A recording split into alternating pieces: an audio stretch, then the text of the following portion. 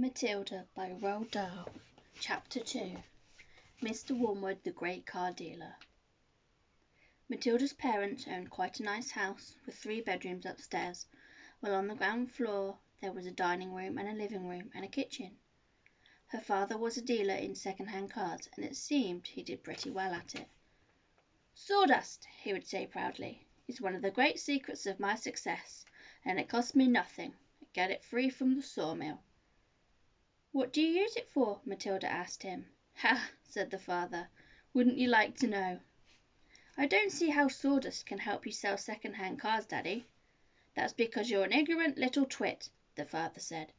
His speech was never very delicate, but Matilda was used to it. She also knew that he liked to boast, and she would egg him on shamelessly. "You must be very clever to find a use for something that costs nothing," she said. "I wish I could do it." "You couldn't," the father said. "You're too stupid. But I don't mind telling young Mike here about it, seeing he'll be joining me in the business one day."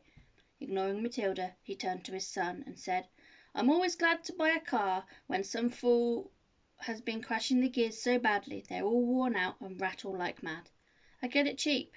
Then all I do is mix a lot of sawdust with oil in the gearbox, and it runs as sweet as a nut." "How long will it run like that before it starts rattling again?" Matilda asked him. "Long enough for the buyer to get a good distance away," the father said, grinning. "About 100 miles. "But that's dishonest, Daddy," Matilda said. "It's cheating."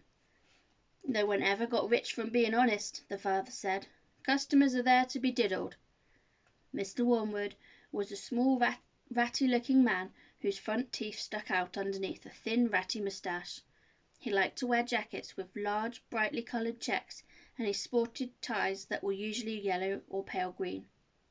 "Now take mileage, for instance," he went on.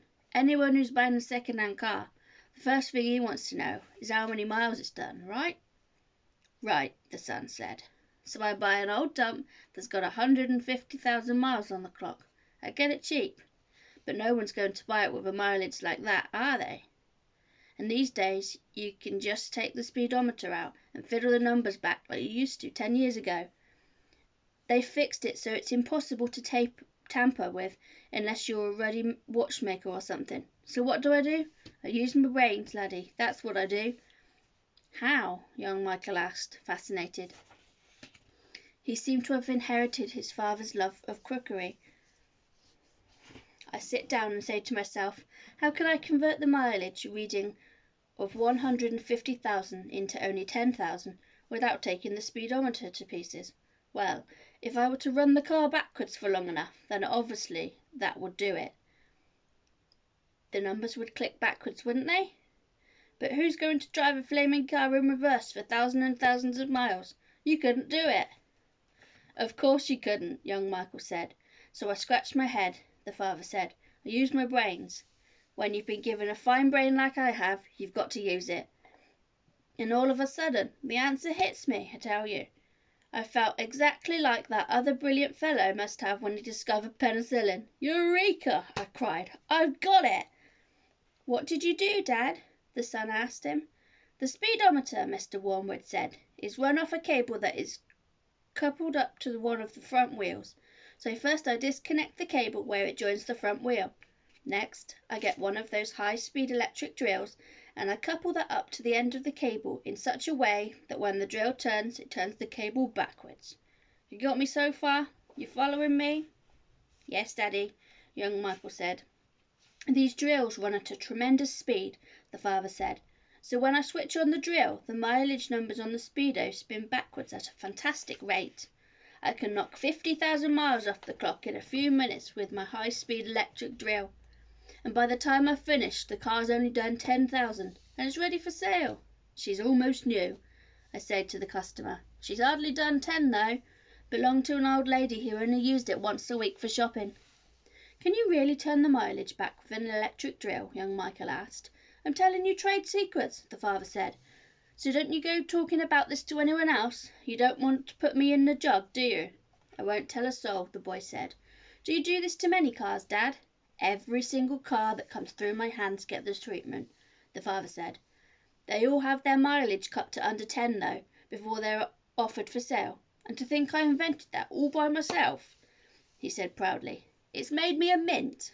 Matilda, who had been listening closely, said, But, Daddy, that's even more dishonest than the sawdust. It's disgusting.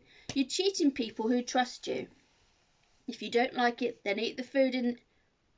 If you don't like it, then don't eat the food in this house, the father said. It's brought with the profits. It's dirty money, Matilda said. I hate it. 2 red spots appeared on the father's cheeks. Who the heck do you think you are? He shouted. The Archbishop of Canterbury or something? Preaching to me about honesty? You're just an ignorant little squirt who hasn't the foggiest idea what you're talking about. Quite right, Harry, the mother said. And to Matilda, she said, You've got a nerve talking to your father like that. Now keep your nasty mouth shut so we can all watch this programme in peace. They were in the living room, eating their suppers on their knees in the front of the telly. The suppers were TV dinners in floppy aluminium containers with separate compartments for the stewed meat, the boiled potatoes, and the peas Mr. Wormwood sat munching. Mrs. Wormwood sat munching her meal with her eyes glued to the American soap opera on the screen. She was a large woman whose hair was dyed platinum blonde, except where you could see the mousy brown bits growing out from the roots. She wore heavy makeup, and she had one of those unfortunate bulging figures where the flesh appears to be strapped in all around the body to prevent it from falling out. Mummy, Matilda said, would you mind if I ate my supper in the dining room so I could read my book? The father glanced up sharply. I would mind, he snapped. Supper is a family gathering, and no one leaves the table till it's over. But we're not at the table, Matilda said. We never are. We're always eating off our knees and watching the telly. What's wrong with watching the telly, may I ask? The father said. His voice had suddenly become soft and dangerous. Matilda didn't trust herself to answer him, so she kept quiet. She could feel the anger boiling up inside her. She knew it was wrong to hate her parents like this, but she was finding it very hard not to do so. All the reading she had done had given her a view of life that they had never seen. If only they would read a little Dickens or Kipling, they would soon discover there was more to life than cheating people and watching television. Another thing, she resented being told constantly that she was ignorant and stupid when she knew she wasn't. The anger inside her went on boiling and boiling, and as she lay in bed that night, she made a decision. She decided that every time her father or mother was beastly to her, she would get her own back in some way or another. A small victory or two would help her to tolerate their idiocies and would stop her from going crazy. You must remember that she was still hardly 5 years old, and it is not easy for somebody as small as that to score points against an all-powerful grown-up. Even so, she was determined to have a go. Her father, after what had happened in front of the telly that evening, was first on her list.